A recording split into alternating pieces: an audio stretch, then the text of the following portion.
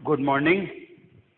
तो कल मैंने आपको व्हीटस्टोन का सिद्धांत और किरचॉफ के नियम द्वारा व्हीटस्टोन की पुष्टि प्रूफ दे दिया था। आज नया टॉपिक लेंगे अपन मीटर सेतु। प्रैक्टिकल पॉइंट ऑफ व्यू से इंपॉर्टेंट है, थ्योरी पॉइंट ऑफ व्यू से ये ज्यादा इंपॉर्टेंट नहीं है ना। मीटर सेतु क्या है साहब? तो मीटर सेतु व्हीटस्टोन के सिद्धांत पर आधारित उपकरण है। सेम वर्किंग, सेम तरीका है, क्योंकि जब मैंने कह दिया कि मीटर सेतु व्हीटस्टोन के सिद्धांत पर आधारित उपकरण है, तो आप समझ जाइए कि जो वर्किंग व्हीटस्टोन की होगी वही उसकी होगी। अब कैसा होता है साहब? ये मीटर सेतु का नाम मीटर सेतु इसलिए है कि इसका मुख्य भाग 1 मीटर लंबा मिश्र धातु, मैग्नीन का हो सकता है, कॉन्स्टेंटन का हो सकता है, यूरेका का हो सकता है, पर तार मिश्र धातु का ही होगा। क्यों होगा? तो मैंने ताप के प्रभाव के समय बता दिया था, मिश्र धातु के लिए अल्फा नगण्य होता है। ये मैं आपको पहले क्लियर कर चुका हूं। तो ये इसका 1 मीटर लंबा, सर्वत्र एक समान, सभी जगह से इसकी मोटाई समान होनी चाहिए, मिश्र धातु का तार है, इसीलिए इसका नाम मीटर सेतु पड़ा। इसके ऊपर आपने देखो सिंपल मीटर पैमाना है, सिंपल है ना। ये जो 2 एल आकार की दिख रही है आपको, ये पत्तियां हैं तांबे या पीतल की, बीच में क्षैतिज दिख रही है, ये भी पत्ती है। अब ये तो अरेंजमेंट आपको लैब में मिलेगा। अब आपको कनेक्शन करने, तो क्योंकि व्हीटस्टोन के सिद्धांत पर वर्किंग है तो व्हीटस्टोन से इसके कनेक्शन होंगे। ये लिखा नहीं होता कहीं ए बी सी, या आपको समझना है कि तार का एक सिरा ए होता है, अंतिम सिरा सी होता है, बीच वाली पत्ती पे डी होता है, सब जगह स्क्रू। अब सब कनेक्शन करते जाओ, ये पी, ये क्यू, ये आर, ये, इसको अपन अज्ञात मानते ही। ए और डी के बीच में क्या जोड़ दो? आर। ए और डी के बीच में ये स्क्रू से अपन ने जोड़ दिया, ये जोड़ दिया साहब प्रतिरोध बॉक्स। इसमें से जो भी प्रतिरोध निकालेंगे उसका अंक बाकायदा आपको दिखेगा। तो एक ज्ञात प्रतिरोध है और किसकी जगह लगाइए? आर के लिए। आप 2 निकालोगे, 2 दिखेगा साहब, 4 निकालोगे, 4 दिखता है। लैब में जाएंगे जब आप, प्रतिरोध बॉक्स आप देखेंगे तो आपको उस पर अंक साफ दिखेगा। हो गया साहब ये क्लियर? अब आ जाए साहब डी और सी। डी और सी इसके बीच में अज्ञात। तो साहब आपको जिस प्रतिरोध को ज्ञात करने के लिए बोला है वो अज्ञात प्रतिरोध ये जोड़ दिया मैंने एस की जगह, ये इसकी जगह जोड़ दिया। देखो कनेक्शन ऐसा कैसे चल रहा है? ए और डी की जगह आर, डी और सी के बीच में एस। ये क्लियर हो गया साहब। अब ए और सी के बाहर लैक्लांशी सेल और कुंजी। तो ये ए और सी के बाहर, ठीक है, ये लैक्लांशी सेल जोड़ दिया, क्लियर। पॉजिटिव ऐसे कनेक्टेड, ये की ऐसे कैसे, बिल्कुल सेम चल रहा है कनेक्शन, ऐसे ही चल रहा है। इसके सीरीज में, श्रेणी क्रम में अपन जोड़ देते हैं धारा नियंत्रक। ये अपन ने जोड़ दिया धारा नियंत्रक, रियोस्टेट इसको इंग्लिश में बोलते हैं। अब आप कहेंगे वो तो इसमें जुड़ ही नहीं रहा था, आपने क्यों जोड़ दिया? अरे तो भाई धारा नियंत्रक जोड़ने से कोई दिक्कत थोड़ी है। कार में 4 सीटें हैं तो 4 ही जने कार में चले, जरूरी थोड़ी है 2 सीटें खाली पड़ी रहेंगी, सुविधा है। तो सर्किट को फैसिलिटी दी गई है, रियोस्टेट है, हिंदी में धारा नियंत्रक कहते हैं। आपको धारा कम ज्यादा करनी हो तो इसका यूज करें, वरना मत करें, कोई जरूरी नहीं है ना। ये तो ऑप्शन है, सर्किट को भी ऑप्शन देने पड़ते हैं। तो ये साहब ये कनेक्शन कंप्लीट हो गया।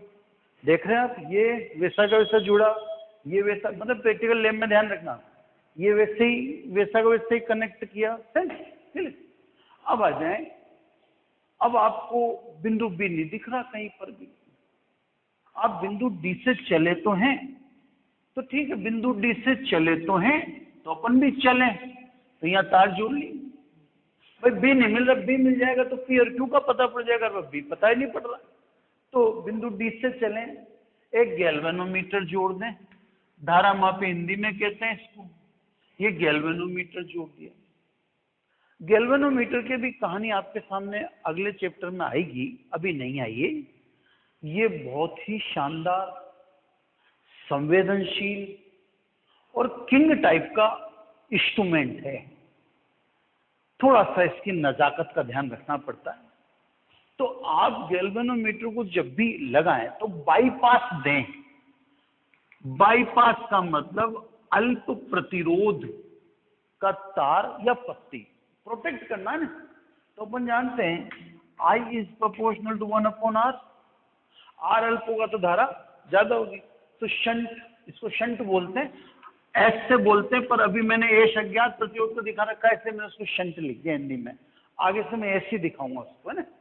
तो सब गैल्वेनोमीटर को प्रोटेक्ट करने के लिए शंट लगाना चाहिए, एडवाइज है ना। तो ये गैल्वेनोमीटर जोड़ दिया।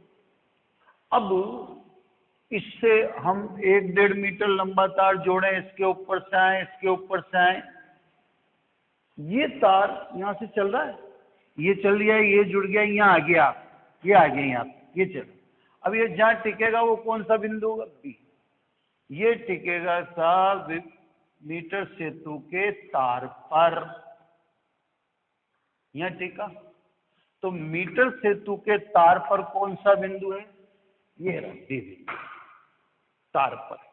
चले, इसको जो अपन ये तार से अपन ने जोड़ा है, ये भी कुंजी है। जैसे अपन ये वायर है 2, ये वायर है, ये वायर है, अभी ऑफ ऑन ऑफ ऑन। तो जैसे ये आप इसको जॉकी बोलते हैं, इसको हिंदी में बोलते हैं जॉकी, या यूं कहते हैं इंग्लिश में जॉकी बोलते हैं, हिंदी में बोलते हैं विसर्पी कुंजी, सरकने वाली कुंजी। तो आप सोचेंगे ये केटू नहीं लगाई, केटू लग रही है, वो कुंजी तो है। जैसे ये तार और ये धातु मेटल, ये भी तार ही है। तो ये टच करा देंगे तो ऑन, और ये हटा देंगे तो ऑफ। तो ये भी तार का ही कार्य करे। तो ये कौन सी कुंजी कहलाएगी? जॉकी। बस इसकी फैसिलिटी क्या है? ये सरक सकती है। जैसे ये तार है आपका, ये ए, ये सी, तो ये सरका सकते हैं, ये यूं सरका सकते हो। बस यही फायदा है। ये टिकाते ऑन, ये हटाते ऑफ, ये टिकाते ऑन, ये हटा। पर फैसिलिटी है, यहाँ भी टिका सकते हैं, यहाँ भी टिका सकते हैं, यहाँ भी टिका सकते हैं। इससे इस कुंजी को या इस की को अपन कहते हैं विसर्पी कुंजी, है ना। इंग्लिश में इसको जॉकी बोलते हैं, जैसे रिप्रेजेंट करते हैं। पर फिलहाल क्योंकि हम इस सर्किट से कंपेयर करके बना रहे हैं, तो इस सर्किट के कंपैरिजन में फिर उस बिंदु मैंने बी के रखा। अब ए व बी के बीच में कौन सा प्रतिरोध होता है? पी। इसका मतलब ए और बी के बीच में तार पर कौन सा रेजिस्टेंस है? पी है। ये भी मिल गया सब, पर ये कहां पर है? वायर पर। इसी प्रकार बी और सी पर कौन सा रेजिस्टेंस होगा? क्यू।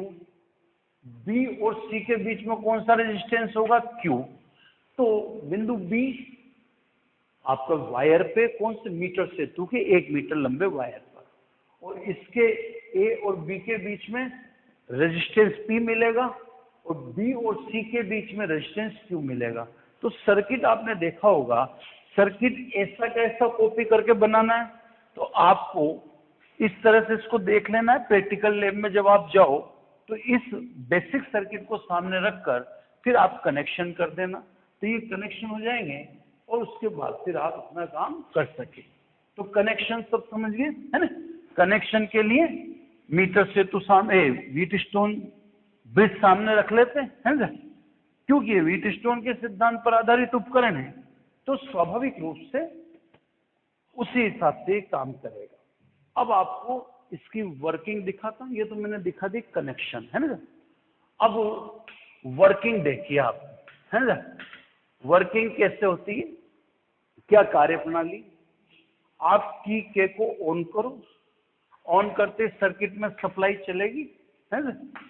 ये सर्किट में सप्लाई ए से बाइफरगेट हो जाएगी वायर पे और पत्तियों पर, है ना। ये सप्लाई की डायरेक्शन दिखा दी, करंट की जो सप्लाई है उसकी डायरेक्शन दिखा दी, है ना। अब कुंजी के को ऑन कर, क्योंकि लैब में आपको करना है तो आप ये वीडियो देख के आप इस इंस्ट्रूमेंट को ऑपरेट कर सकते। कुंजी के को ऑन कर लें। ऑन करने के पश्चात आरबी रेजिस्टेंस बॉक्स यानी प्रतिरोध बॉक्स में से एक निश्चित प्रतिरोध निकाल लें। ये निश्चित कितना सब?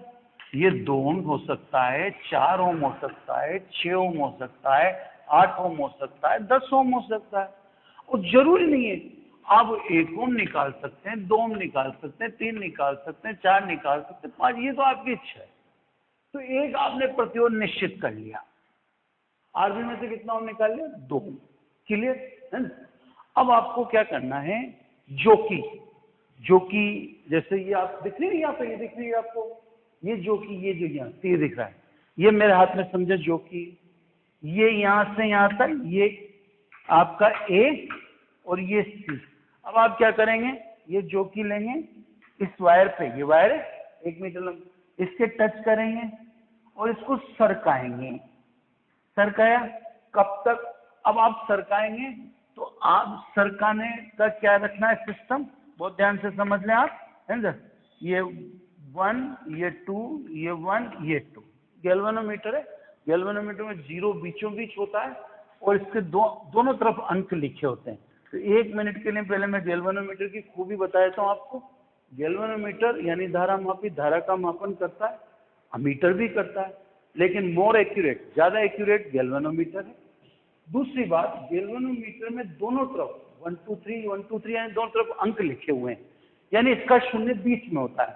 इसके 0 बीच में होने का एक एडवांटेज है कि ये धारा की दिशा भी बता देगा। जैसे मान लीजिए एक से सी धारा बह रही है, विक्षेप इधर आ रहा है, और सी से ए बह रही है तो विक्षेप इधर आ जाएगा, तो आपको तुरंत पता पड़ जाएगा कि धारा की दिशा बदल गई है ना।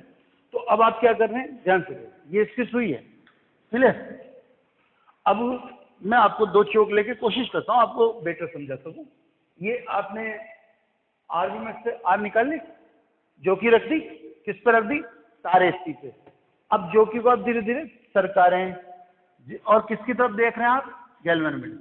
तो गैल्वेनोमीटर की सुई सरकेगी, सरकती जाएगी, सरकती जाएगी और कहाँ जाएगी? 0। ये गैल्वेनोमीटर की सुई कहाँ आएगी? 0 पर। इस बिंदु बी को, जहां पर गैल्वेनोमीटर क्या दिखा रहा है? 0, इस बिंदु बी को विक्षेप, नॉन डिफ्लेक्शन या संतुलन बिंदु कहते हैं। बिंदु बी को अविक्षेप या नॉन डिफ्लेक्शन, है ना, या संतुलन बिंदु कहते हैं। तथा सेतु की अवस्था संतुलन अवस्था कहलाती है और अविक्षेप बिंदु बी व बिंदु ए के मध्य तार की लंबाई को संतुलन लंबाई L कहते हैं। ये तार 100 सेंटीमीटर मतलब 1 मीटर लंबा है, तो ये L है, तो फिर ये कितनी हुई? 100 माइनस L।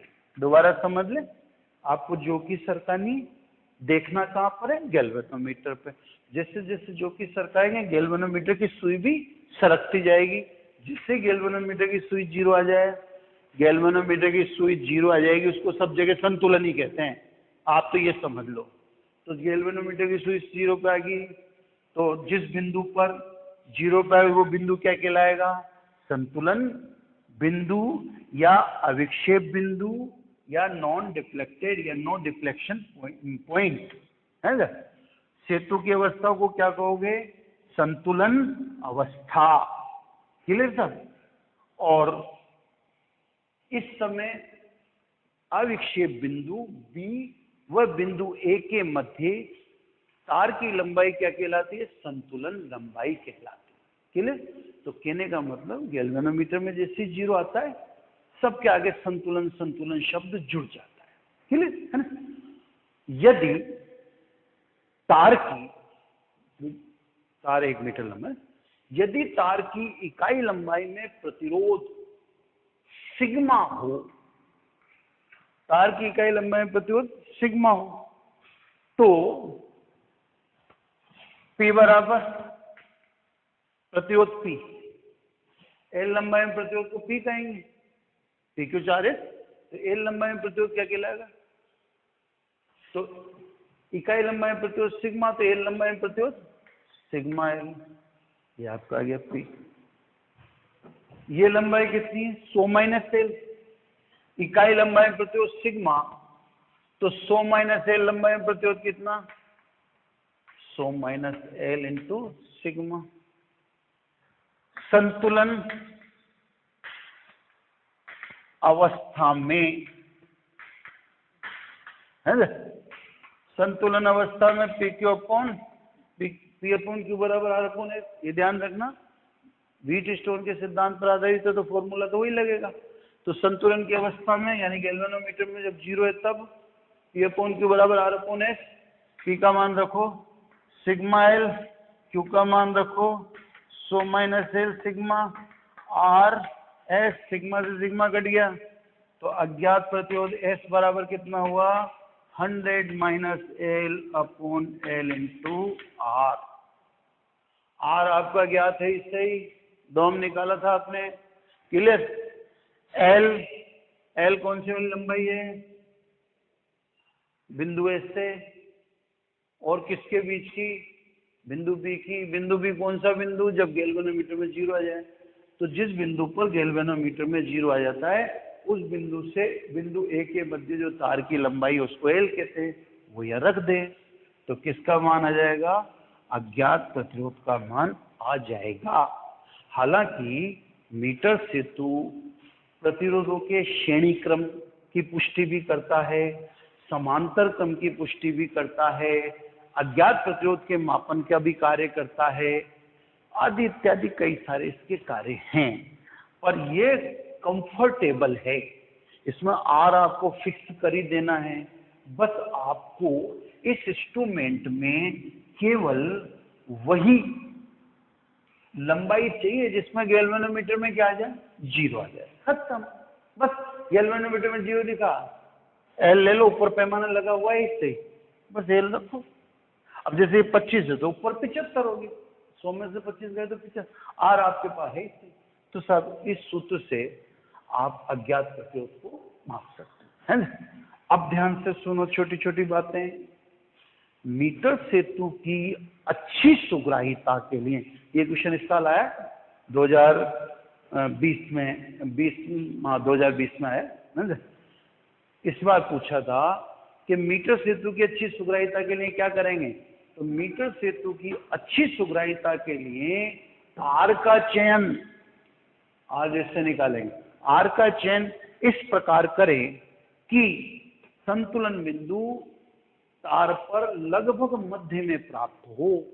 लगभग मध्य में मतलब जैसे 100 सेंटीमीटर का तार है तो आपकी रीडिंग आनी चाहिए 35 सेंटीमीटर से 65 सेंटीमीटर के बीच। बहुत कम आएंगे तो भी कहीं ना कहीं आपका इंस्ट्रूमेंट सेंसिटिव नहीं, बहुत ज्यादा आ रही है तो भी आपके इंस्ट्रूमेंट की सेंसिटिविटी कम है ना। तो आप ये ध्यान रखें, ठीक है। अब सब कुछ प्रिकॉशंस समझा देता हूं मैं, क्योंकि अगला उपकरण सेम इसी जैसा अब उपकरण पढ़ रहे हैं आप, तो उपकरणों में थोड़ी सी दिक्कत तो रहती है, लेकिन अब मैं इसमें सारी पोल पट्टी खोल देता हूं तो आगे फिर ज्यादा टेंशन नहीं रहेगी, है ना। तो सब अब क्या क्या प्रिकॉशंस हैं वो ध्यान रखें। जोकी को तार पर रगड़ के न चलावें, तार सर्वत्र एक समान होना चाहिए। अगर सर्वत्र एक समान नहीं हो तो इकाई लंबाई में प्रतिरोध सिग्मा बोल ही नहीं सकते आप, फिर तो लफड़ा हो जाएगा, फिर तो कहीं सिग्मा 1 कहीं सिग्मा 2। तो तार सर्वत्र एक समान होना चाहिए, इसलिए जो कि तार पर रगड़ के न चलावें, बहुत लाइट चलावें। पहली प्रिकॉशन क्लियर। अब दूसरी प्रिकॉशन है कि सेल अधिक समय तक ऑन नहीं रहना चाहिए। अगर सेल ऑन रहेगा तो सप्लाई चलेगी, और आप जानते हो H is proportional to I square RT।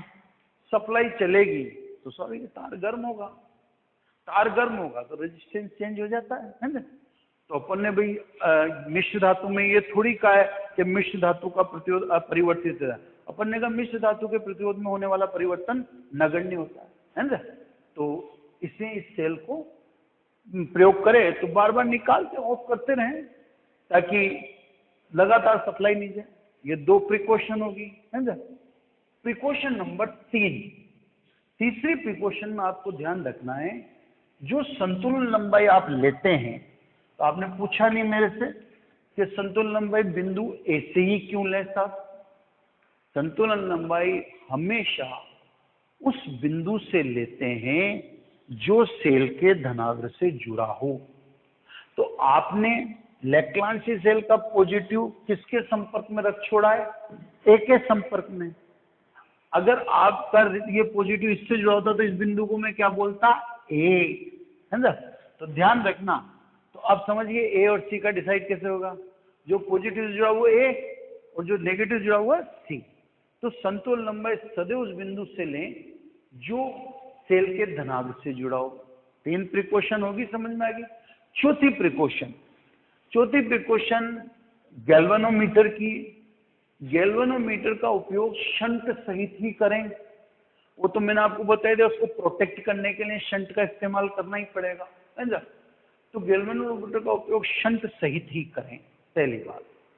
लेकिन संतुलन जब आ जावे, उस संतुलन का मतलब गैल्वेनोमीटर में 0 जब आ जावे, उस समय आपको शंट हटा लेना चाहिए, क्योंकि प्योर 0 तो आप किसका देखना चाहेंगे? गैल्वेनोमीटर का। तो संतुलन के समय आपको शंट हटा लेना चाहिए। ये अपवाद है। अब पांचवी बात ऐसी बात है जिसकी वजह से आपकी इच्छा नहीं होगी इस प्रैक्टिकल को करने की। पांचवी बात आपको लैब में फंसा देगी। पांचवी बात यह है कि हमने जब ये प्रतिरोध की कैलकुलेशन की है, तो इस प्रतिरोध की गणना करते समय हमने तांबे की पत्तियों के प्रतिरोध को नगण्य मान लिया, इनकी उपेक्षा की है। तो ये सब नगण्य तो हो नहीं सकती। इसका मतलब तांबे की पत्तियों का भी प्रतिरोध कुछ न कुछ तो होगा ही। लेकिन अपन ने तो काउंटिंग में ही नहीं लिया, तो सब काउंट में नहीं लिया।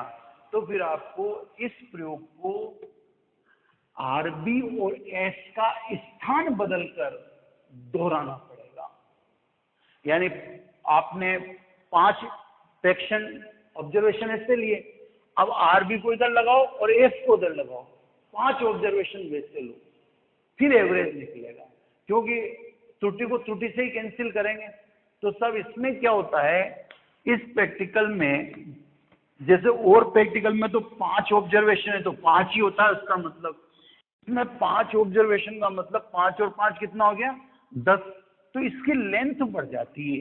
तो ये सब इसमें एक आफत है कि इसमें आपके जो ऑब्जर्वेशन होते हैं वो 5 के बजाय 10 हो जाते हैं, और स्वाभाविक है कि ऑब्जर्वेशन डबल होने के कारण लेंथ बढ़ गई।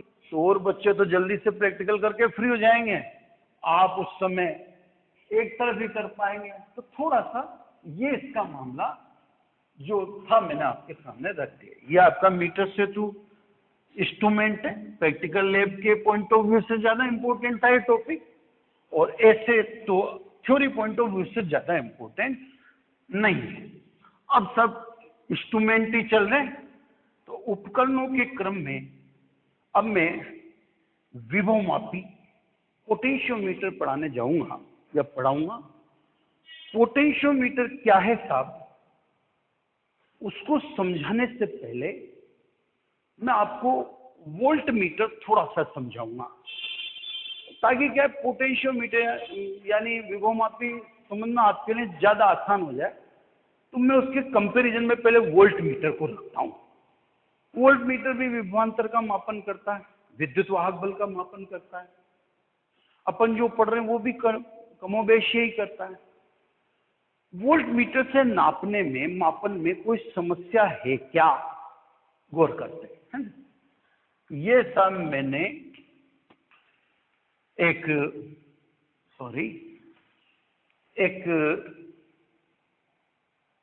चालक लिया जिसका रेजिस्टेंस R है। समझना बात को ना, ये AB क्लियर, इसमें सप्लाई जारी है, सप्लाई भेज दी अपन ने I क्लियर। अब A व B के मध्य विभवांतर पोटेंशियल डिफरेंस बताओ कितना होगा? स्वाभाविक है IR, है ना, प्योर। ठीक है सर। अब इस पोटेंशियल डिफरेंस को मेजर करने के लिए, मापने के लिए आपने किसका यूज करना है? वोल्ट मीटर का। या आपने सब वोल्ट मीटर लगा दिए। वोल्ट मीटर वगैरह गैल्वेनोमीटर से बनते हैं, अगले चैप्टर में पढ़ेंगे। तो वोल्ट मीटर के रेजिस्टेंस को मैं कहूंगा RG, उससे कोई आपको टेंशन लेनी नहीं। अब आपने विभवांतर जो आपको ओम के नियम से पता है कि IR होना चाहिए, इसको मेजर यानी मापने के लिए आपने वोल्ट मीटर लगा दिया। ये संधि ये है, स्वाभाविक है संधि से धारा का डिवीजन होगा। I1 धारा किधर चलेगी? नीचे। शेष कितनी बची? I minus I1। चलिए अब बोलो विभवांतर कितना है? देखो I minus I1 into R। ये आपका वोल्ट मीटर पड़ेगा, विभव का अंतर जो होगा वही पड़ेगा। तो सब अगर आप देखें तो अब आप कितना कम पढ़ रहे हैं? I1R, है ना। ये तो शुद्ध मान है, प्योर। और आपका वोल्ट मीटर शुद्ध मान से आपको कितना कम पड़ा रहा है? I1R। अब मैं आपसे पूछूं कि इस वोल्ट मीटर को अपन शुद्ध कर दें, कर सकते हैं तो करो। कैसे करें? या इसके अशुद्ध होने का क्या कारण रहा? तो दोनों में आपका एक जैसा ही जवाब होगा। आप कहेंगे कि वोल्ट मीटर ने I1 धारा ले ली, इसने उसने अशुद्ध मान पड़ा। तो शुद्ध कैसे करें? तो आप कहेंगे I1 बराबर 0 कर दो, यानी वोल्ट मीटर धारा ग्रहण न करे, ऐसी व्यवस्था कर दो। तो सब देखते हैं कि I1 0 हो सकती है क्या, है ना। चलो सब समांतर क्रम में विभवांतर समान होता है। तो समांतर क्रम में I minus I1 into R और नीचे I1 RG। I1 को अलग करना है अपने को, तो I1 को उधर ले जाता हूं, यानी I1 R प्लस RG उधर शिफ्ट कर दिया, बराबर I इंटू R। I1 जानना मुझे, यानी I1 is equal to R plus RG into I। R का ऊपर नीचे भाग दे देता हूं, ऊपर और नीचे भाग दे दूं तो अपने सामने ये चीज आई इंटू I। चले अब यदि, अब बात को समझना सर, यदि RG much much much greater than R, RG मतलब वोल्ट मीटर का प्रतिरोध विद्युत प्रतिरोध से या बाहर के प्रतिरोध से बहुत ज्यादा हो, तो I1 much much much less than I। I1 का मान कम हो जाएगा।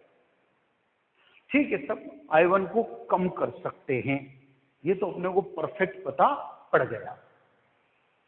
लेकिन शुद्ध तो नहीं है ना, कम पर कर सकते हैं, 0 करो ना से। अब देखो सब, यदि RG बराबर अनंत, वोल्ट मीटर का प्रतिरोध कितना कर दे? अनंत, तो I1 बराबर 0, तो I1 0 हो जाएगी। लेकिन अनंत का मतलब क्या है? तो सर ये कहता है कि वोल्ट मीटर का प्रतिरोध अगर आप अनंत कर दें तो I1 0 हो जाएगी, और I1 0 से आपका मान शुद्ध आ जाएगा। अब मैं कहता हूं अनंत प्रतिरोध हो पाना संभव है नहीं, अनंत प्रतिरोध पॉसिबल है नहीं, तो इसका मतलब I1 कभी 0 हो नहीं सकता।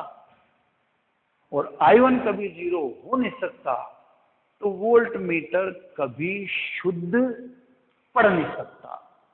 तो कहने का मतलब इस टॉपिक के जरिए मैंने आपको ये क्लियर कर दिया कि वोल्ट मीटर द्वारा पढ़े गए पाठ्यांक शुद्ध नहीं होते हैं, उनमें अशुद्धता होती है।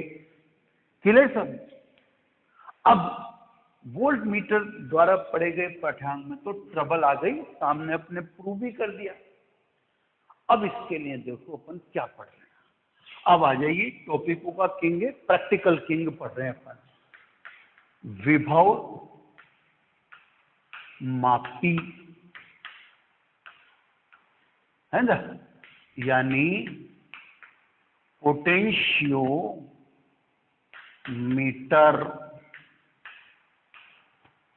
ये सब। अब इस पे फोकस हो जाइए। क्या है साहब ये? कुछ नहीं, एक उपकरण है। क्या करता है? नाम से पता है। ये वो उपकरण है जो विभवांतर, विद्युत वाहक बल का शुद्धता से मापन करता है। वोल्टमीटर से अलग चीज है ये। मैंने कहा शुद्धता से मापन करता है। अब आप कहेंगे शुद्धता से मापन कैसे हो जाएगा?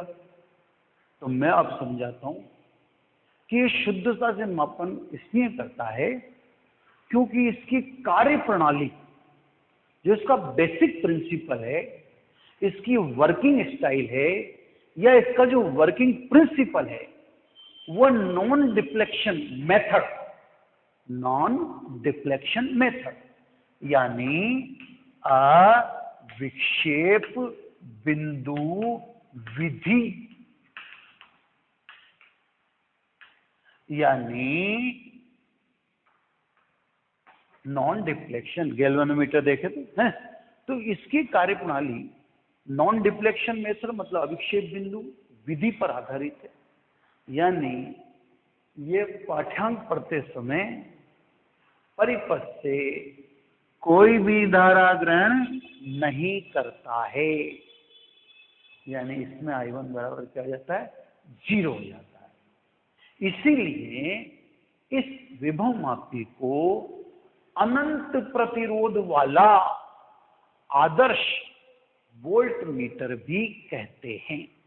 अनंत प्रतिरोध वाला आदर्श वोल्ट मीटर भी कहते हैं। तो सब जो चीज वोल्ट मीटर में पॉसिबल नहीं हो पा रही थी, वह विभव मापी में पॉसिबल होती है। क्लियर? अब सब विभव मापी में आप थोड़ा सा जल्दी मत करना। 3 टॉपिक तक शांत बैठे रहना। ये एक समझ में नहीं आता, बहुत शानदार इंस्ट्रूमेंट है, और क्या है, सब्र फुर्सत रखनी पड़ती है। कुछ जो टॉपिक्स होते हैं वो इतनी जल्दी कवर नहीं करते, है ना, उनमें टाइम लगता है। चलिए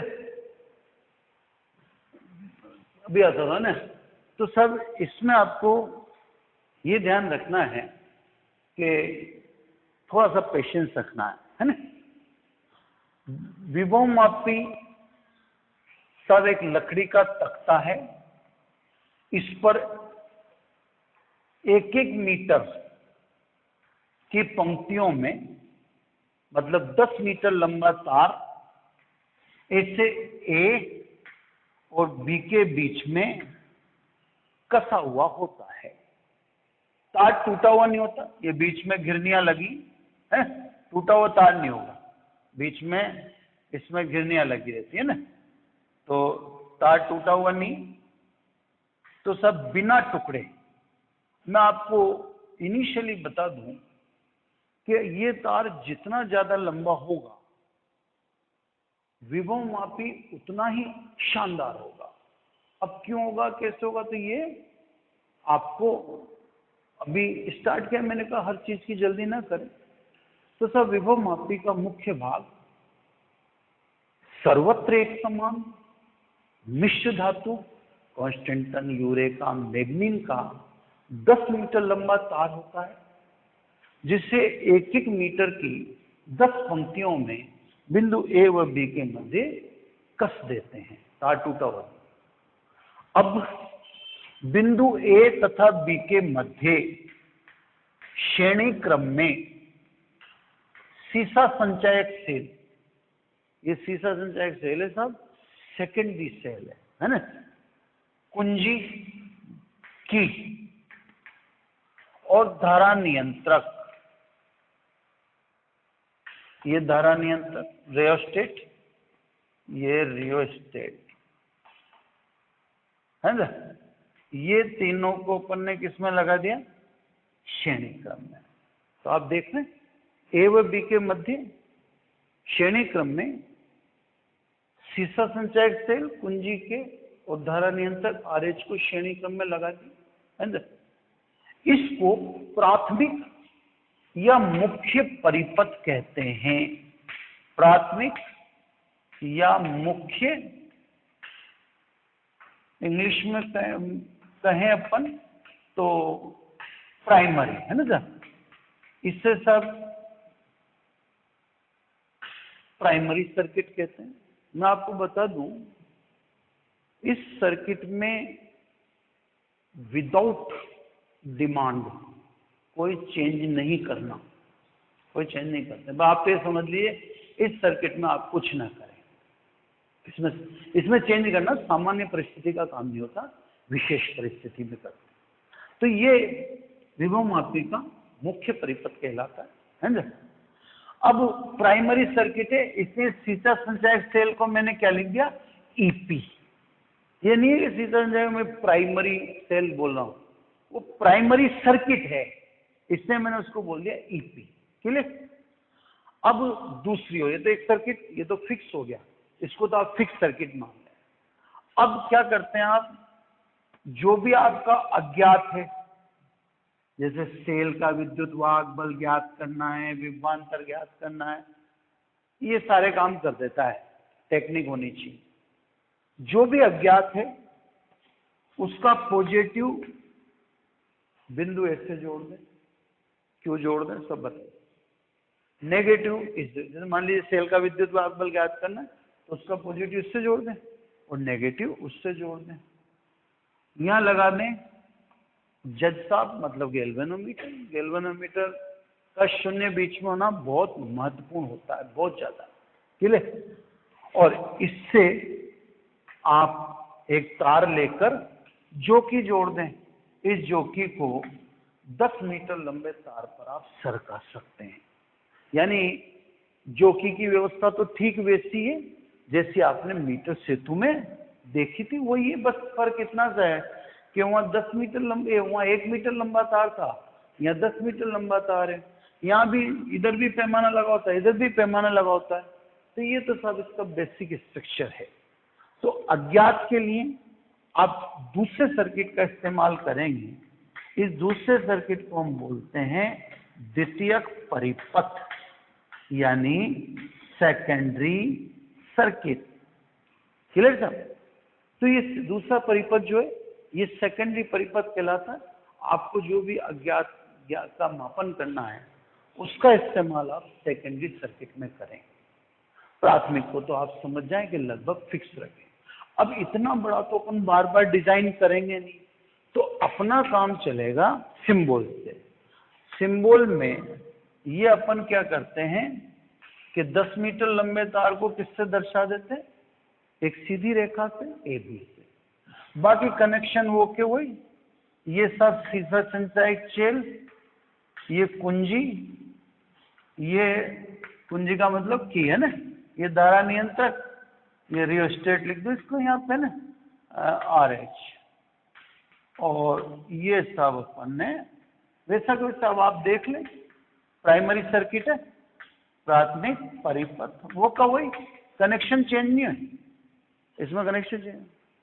सेकेंडरी ये सब आपका अननोन, तो ये X और ये Y, पॉजिटिव इससे नेगेटिव इससे, और ये आपका गैल्वेनोमीटर और ये आपके जोकी। इसको आप कहते हैं सेकेंडरी यानी द्वितीयक परिपथ। क्लियर सब। तो कहने का मतलब अपन को इस प्रकार से रिप्रेजेंट करना पड़ेगा। ठीक है, समझाने बतौर आपको समझेगी। तो ये तो इसकी बनावट 2 सेकंड के लिए फिर समझ लीजिए या 2 मिनट के लिए। विभव मापी का मुख्य भाग सर्वत्र एक समान, सर्वत्र एक समान का ध्यान रखना। सर्वत्र एक समान 10 मीटर लंबा मिश्र धातु का तार होता है, जिसको बिना तोड़े 1-1 मीटर की 10 पंक्तियों में ए व बी के मध्य लकड़ी के तख्ते पर कस देते हैं। ए व बी के श्रेणी क्रम में शीतल संचायक सेल कुंजी के धारा नियंत्रक जोड़ देते हैं। ये प्राथमिक व मुख्य परिपथ है, सामान्यतः इसका परिवर्तन नहीं करना है। तार की लंबाई जितनी ज्यादा होगी उतना अच्छा है, क्यों वो आपको बाद में बताऊंगा, है ना। अज्ञात का मापन करने के लिए एक अलग सर्किट डिजाइन करना पड़ेगा। उसका वायर आप ऐसे उठाएंगे और उसके पॉजिटिव को ऐसे जोड़ देंगे, नेगेटिव को दूसरे, और ये गैल्वेनोमीटर जोड़ देंगे। गैल्वेनोमीटर से एक जोकी जुड़ी होगी जो तार का आप 10 मीटर लंबे तार पर सरका सकते हैं कहीं भी। ये तो साहब इसकी बनावट खत्म। अब बेसिक प्रिंसिपल क्या है इसका, उसको समझे आप, है ना। बेसिक प्रिंसिपल से चीजें प्रिंसिपल से चलती हैं साहब, है ना। आपको जैसे मान लीजिए आपने मीटर सेतु बनाया, मीटर सेतु बना लिया, पर चलेगा तो किससे, सिद्धांत से। सिद्धांत बिना मीटर सेतु चलेगा ही नहीं, क्लियर। तो अब आप इसकी सिद्धांत को समझे, इसका बेसिक सिद्धांत क्या है ना। कोई ज्यादा खास नहीं, और ये टेक्निक है, इसको समझना आप। तो सब कैसे वर्किंग करेगा उसको हम समझें। इसके लिए पहले आप पढ़ें विभव प्रवणता। विभव प्रवणता, है ना। इसको कोई कैसे दर्शा, किससे भी दर्शा हुआ आपकी इच्छा है, मेरे को उससे कोई लेना देना नहीं। यानी पोटेंशियल ग्रेडियंट, है ना। पहले इस भौतिक राशि को समझो, पढ़ना पढ़ाना भी 2 मिनट का काम है, कोई टाइम नहीं लगेगा उसमें ना। विभव मापी की तार की इकाई लंबाई पर विभव के पतन को ड्रॉप आउट वोल्टेज, है ना, विभव प्रवणता कहते हैं, है ना। विभव मापी के तार की इकाई लंबाई पर विभव के पतन को, यानी इकाई लंबाई में कितना वोल्टेज है, विभव के पतन को विभव प्रवणता कहते हैं। विभव प्रवणता विभव मापी द्वारा मापित न्यूनतम विभवांतर है, उससे कम विभवांतर आप नहीं नाप सकते। तो विभव प्रवणता विभव मापी द्वारा मापित न्यूनतम विभवांतर है ना। विभव मापी से मापन विभव प्रवणता की शुद्धता पर निर्भर करते हैं। अगर यह शुद्ध रही तो आप विभव मापी से शुद्ध नहीं नाप सकेंगे। अब मैं इसको मैथमेटिकल कन्वर्ट करता हूं, यही इसका पोर्शन है मैथमेटिकल। थोड़ा ध्यान से, जो चीजें कह रहा हूं फिक्स। विभव मापी के तार की लंबाई मैंने मान ली कैपिटल एल, यहां से लेके यहां, है ना। और इसके तार पे विभवांतर मान लिया मैंने कैपिटल। अब जो भी मैं मान रहा हूँ फिक्स है फिर, है ना, क्योंकि फॉर्मूले में एंटर कर जाएगा। तो सब तार की एल लंबाई पर विभवांतर कैपिटल वी हो तो इकाई लंबाई पर v अपॉन एल, इकाई लंबाई पर विभव के पतन को विभव प्रवणता कहते हैं। माप का किसका, वोल्ट प्रति मीटर लिख सकते हो या वोल्ट प्रति सेंटीमीटर लिख सकते हो। अब इसको मैं थोड़ा सा फैलाऊंगा क्योंकि विभव प्रवणता बहुत काम की चीज है। यदि तार का प्रतिरोध कैपिटल आर, जो तार के लेंगे ना वो तार के लेंगे फिर ना, क्योंकि इसमें फॉर्मूले में एंटर कर जाएंगे वो चीज। यदि तार का प्रतिरोध कैपिटल आर, वह तार में धारा कैपिटल आई है, तो V बराबर अपन लिख सकते हैं आई आर। इसलिए विभव प्रवणता के बराबर क्या लिखते हैं, आई आर अपॉन एल। ये लो सब, ये भी इसका रूप हो गया, है ना। आई तार में धारा है, विभव मापी के तार में, और आर विभवमापी के तार का प्रतिरोध। चलो और रूप देखते हैं। यदि सेल का विद्युत वाहक बल ईपी, आंतरिक प्रतिरोध स्मॉल आर, धारा नियंत्रक का प्रतिरोध कैपिटल आर, तार का तो कैपिटल आर है ही सही, धारा नियंत्रक का क्या मान लिया आर डैश। तो आई बराबर बोलो ओम के नियम अनुसार कुल विद्युत वाहक बल बटा कुल प्रतिरोध, तार का प्रतिरोध, धारा नियंत्रक का प्रतिरोध और आंतरिक प्रतिरोध। तो कुल विद्युत वाहक बल बटा कुल प्रतिरोध, क्योंकि सभी श्रेणी क्रम में, इसलिए अब दो से एक और फॉर्मूला बन गया। विभव प्रवणता के फॉर्मूले से क्रिएट होते रहेंगे, है ना। EP upon R plus R dash plus small R into R upon L, ये भी विभव प्रवणता का फॉर्मूला है। अब मान लीजिए आंतरिक प्रतिरोध नगण्य है, धारा नियंत्रक का प्रतिरोध नगण्य है, सपोज, तो के बराबर क्या हो जाएगा, ये आर से आर कट गया तो फिर सिंपल क्या हो जाएगा ईपी अपॉन एल। अब किताब क्या करती है, डायरेक्ट ये लिखती है, नहीं डायरेक्ट ई अपॉन एल तो लिख ही नहीं सकते ना। जब आप ये नगण्य मान गए हो तो लिख सकते हैं। तो किताब का अलग तरीका है, मेरा तरीका अलग है ना। तो सब तार की इकाई लंबाई में विभव के पतन को विभव प्रवणता कहते हैं। तार की एल लंबाई में विभवांतर भी है तो इकाई लंबाई में वी अपॉन एल। तार में धारा आई, तार का प्रतिरोध आर है तो वी बराबर आई है। आई को निकाल लें, तार का विद्युत वाहक बल ईपी, आंतरिक प्रतिरोध सेल का विद्युत वाहक बल ईपी, आंतरिक प्रतिरोध स्मॉल आर, धारा नियंत्रक का प्रतिरोध आर डैश और तार का तो आर ही थी तो धारा ही लिख दी, ये लिख दिया। यदि आंतरिक प्रतिरोध और धारा नियंत्रक का प्रतिरोध नगण्य माना तो ये। अब यहां से बात को वर्किंग है ना। अब वर्किंग में क्या करना है सब, तो ये सब तो मिटा देता हूं मैं फालतू के काम। अब मैं आपको मूल चीज पे ले आता हूं कि ये नापेगा कैसे, बस इसको आप समझना। बस अपने 10-5 मिनट का काम हो रहे, फिर ज्यादा आफत नहीं है ना। अब ये सब अज्ञात अननोन, इसको मापने के लिए आप लाए अज्ञात विद्युत वाहक पर। सर्किट ऑन कर दो। ये ध्यान रखना, ये जो ऊपर से सप्लाई चली है, ये सप्लाई आपके लिए नहीं, नीचे के लिए नहीं, आपकी सप्लाई तो अलग है ना। तो ये आई वाई के लिए लिखते हैं, बस धारा की दिशा दिखाते हैं, धारा की कंफ्यूजन। अब बहुत ध्यान से समझना आप, बस यही आपको समझना। ये गैल्वेनोमीटर में मैं सुई दिखाऊंगा ना। आपको क्या करना है, तार की इकाई लंबाई में विभवांतर तो आपको पता ही सही। तार की इकाई लंबाई में विभव के पतन को क्या कहते हैं, के। तो इकाई लंबाई में विभव कितना, के, इकाई लंबाई में ना।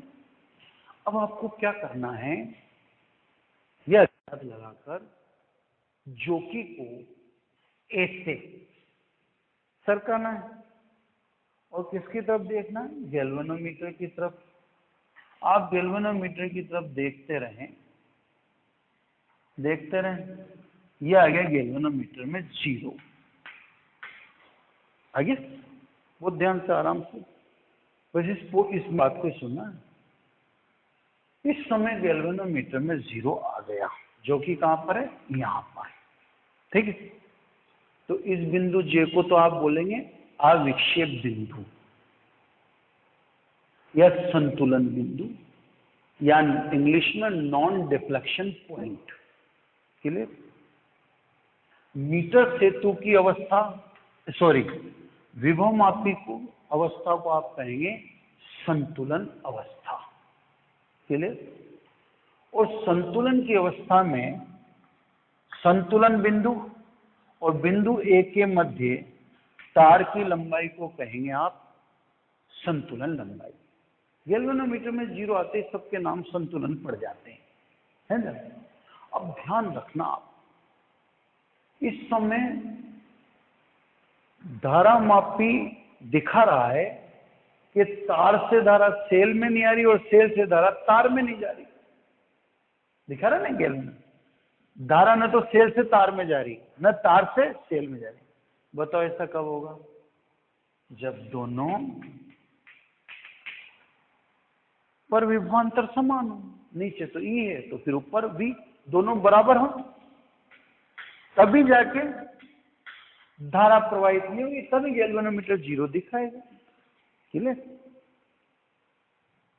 अब आप दिमाग लगा लो, इस समय ये धारा नहीं लेता, इसलिए इसको अपन क्या कहते हैं? अनंत प्रतिरोध का आदर्श वोल्टमीटर। और अब आपकी वो समस्या भी सोल्व होगी। वोल्टमीटर तो आपसे धारा लेता था तो गलत पड़ता था, ये तो पढ़ते समय धारा लेता ही नहीं, बल्कि ये तो धारा नहीं लेता तभी पड़ता है, तो इसको शुद्धता से मापने वाला ही बोलेंगे। अब क्या है, वी तो आप नाप सकते हो। कैसे? तार की इकाई लंबाई में विभवांतर कितना? के। तो एल लंबाई में विभवांतर कितना? के एल। तो सब क्योंकि संतुलन अवस्था में इकाई लंबाई में विभव का पतन के, तो एल लंबाई में विभवांतर के एल, तो के बराबर वी एल, सॉरी वी बराबर के एल। इसलिए ई बराबर वी यानी के एल।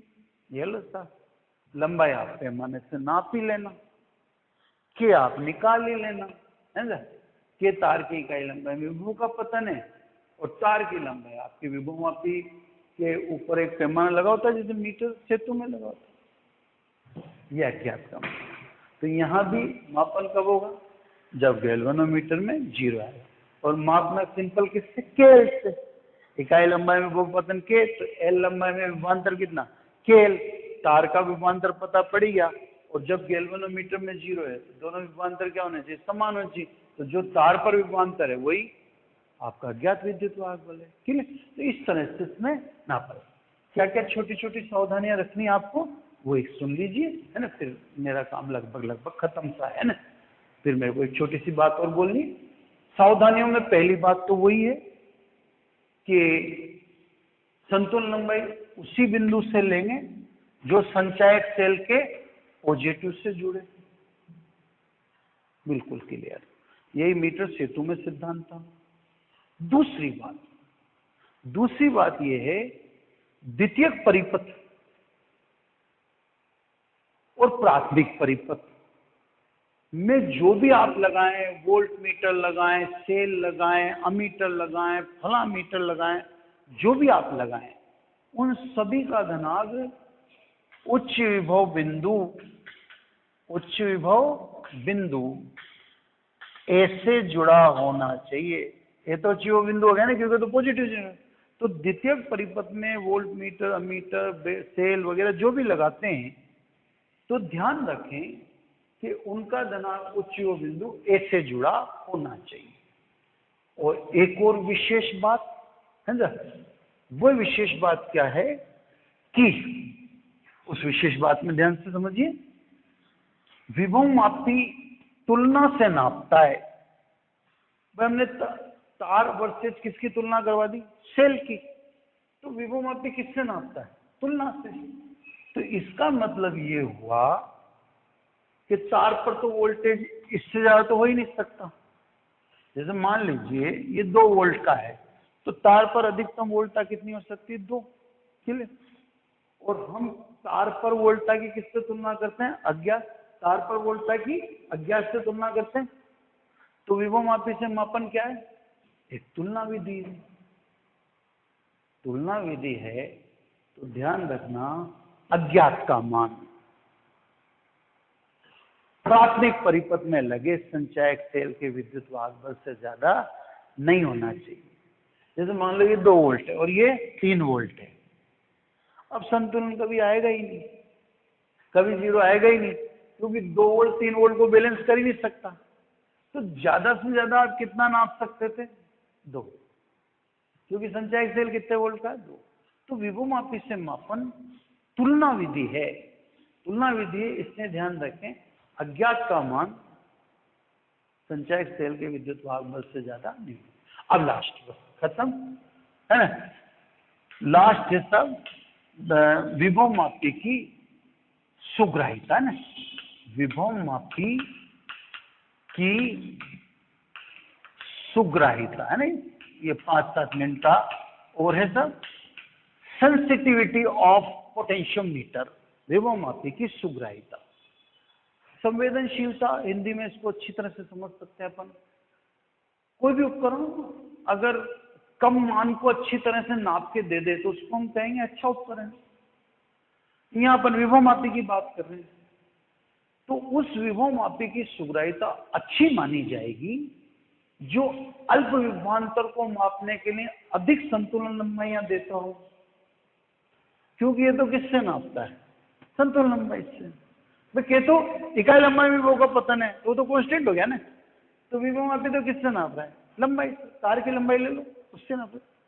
तो सब अच्छा विभव मापी, अच्छा सुग्राही विभव मापी उसे माना जाता है जो अल्प विभवांतर के लिए अधिक संतुलन लंबाइयां प्रदान करें या पर्याप्त संतुलन लंबाइयां प्रदान करें ताकि हम आसानी से पढ़ सकें, उसे अच्छा सुग्राही विभव मापी कहा जाएगा। अब इस सूत्र के अनुसार अगर ये अधिक चाहते हैं, ये तो फिक्स है, ये तो स्थिर है ना, जिसको मापने निकले हो तो ये तो स्थिर है। तो अगर आप संतुलन लंबाई अधिक चाहते हैं तो फिर विभव प्रवणता का मान क्या होना चाहिए? कम होना चाहिए। इसका मतलब विभव मापी की सुग्राहिता विभव प्रवणता के व्युत्क्रमानुपाती होती। विभव प्रवणता कम होगी तो संतुलन लंबाई अधिक होगी, और संतुलन लंबाई अधिक होगी तो आप उसको सुग्राही बोलेंगे। तो विभव मापी की सुग्राहिता विभव प्रवणता के व्युत्क्रमानुपाती होती है। क्यों होती है? प्रोसेस समझिए। विभव प्रवणता को कम होगी तो सुग्राहिता उच्च हो। अब सब K बराबर V/L या अपन ने IR/L। सूत्र के अनुसार K को कम करना है क्योंकि सुग्राहिता बढ़ानी है। K को कम करने के लिए हम विद्युत वाहक बल घटाएं या तार में धारा घटाएं, I घटाओ या V घटाओ, एक ही बात। तो K घटेगा, K घटेगा तो सुग्राहिता बढ़ेगी। लेकिन ऐसा करने से विभव मापी के अधिक मापने की क्षमता खत्म हो जाएगी। अभी तो 2 वोल्ट नाप सकता है ना, अगर आप इसको 1 वोल्ट कर दोगे सुग्राहिता बढ़ गई, K कम हो गया। लेकिन अब विभव मापी ज्यादा ज्यादा कितना नाप पाएगा? तो कंपेरिजन करके नापता है, तो विभव मापी अब ज्यादा ज्यादा 1 वोल्ट नाप पाएगा। तो अगर आप ऐसा करते हो तो ऐसा करने से विभव मापी जो ज्यादा मान माप सकने में सक्षम था वो अब सक्षम नहीं रह पाएगा। इसका मतलब विभव मापी की सुग्राहिता में वृद्धि करने के लिए प्राथमिक परिपथ में कोई परिवर्तन किए बिना तार की लंबाई बढ़ा देनी चाहिए। तार जितना ज्यादा लंबा विभव मापी उतना ही शानदार। अब आप कहेंगे लंबाई बढ़ाएंगे तो विभव मापी असुविधाजनक हो जाएगा, 10 मीटर ही बहुत होता है। तो भैया आप ऐसा करें, तार के श्रेणी क्रम में क्या जोड़ दें? प्रतिरोध जोड़ दें, क्योंकि R is proportional to L। तो आप लंबाई बढ़ाने के लिए विभव मापी के तार के श्रेणी क्रम में प्रतिरोध का इस्तेमाल कर सकते हैं। Thank you very much. आज इतना है।